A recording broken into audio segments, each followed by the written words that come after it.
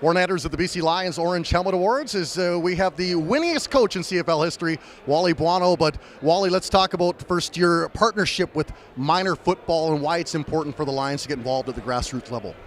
Well, I think, there's a lot of reasons why it's important, but, we've all started at the grassroots of football. I know I did, when I was in Montreal, and, without minor sports, without, the mentorship, the coaching, the life skills that you learn, a lot of people don't become the men or women that they are.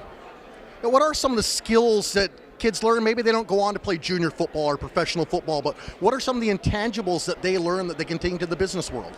Well, obviously, sports is about competing, but, competing is about life. Hard work, commitment, just going to practice every night, just putting in the hard work for those 2 hours while you're there, working within a group, learning how to, deal with adversity, learning how to deal, with challenges. These are just small life skills that athletes learn. And, when you look in the business world, I prefer to hire an athlete, whether it's a guy or a girl, because they've been through a lot of things. They've been challenged, they've faced failure, they've faced success, and I think they're just better prepared. Now, you guys have unearthed some gems over the years from the BC Junior Football Conference, and is it important to have that relationship going also?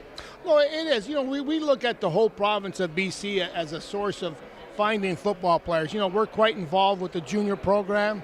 I remember one year when my son was playing in South Surrey, they had, I think, 3 guys, Sean White, Doug Goldsby, and Josh Bowden, all played in the CFL. And, these were just kids that played minor football. So, it's young players today become the stars of tomorrow. I'd be remiss if I didn't talk about the Lions having you here, and I'm a lifelong Lions fan. And how exciting is it looking at the roster, especially on the offensive side, the arsenal of talent that Jennings has? And as a coach, are you excited knowing you've got all these different options that you can go to and really excite the crowd? Well, you know what? The whole intent was to do that, was one, to surround Jennings with the great athletes and the great weapons. And I think, we've done that. When you look at adding Chris Williams, signing Brian Burnham back, having Manny Arsenault, getting Nick Moore back, having Jeremiah Johnson now that he's going to be our number 1 back. And then when you throw Chris Rainey in there, all of a sudden, there's a lot of weapons to have to deal with. Now, people are like, Adam Bighill, such a huge part of the defensive side. He's moving on to the NFL, but you seem to find these guys out of nowhere, and they become stars. Do you see a few more gems that people might not know the names now, but they will by the end of the year? Well, I think that's all part of the game. Players come and players go, coaches come and coaches go. So, you know what? I'm happy for Adam. I know for him, this is a great opportunity. It's a great thrill for him. And, our job is to find the next great Adam Bighill or the next great Solomon Elimimian. And, we have good young players that were with us last year that are going to compete for that position. Is it neat to see in an event like this that guys come back that aren't playing anymore, but like a Cam Wake last year that you get a chance to reconnect with?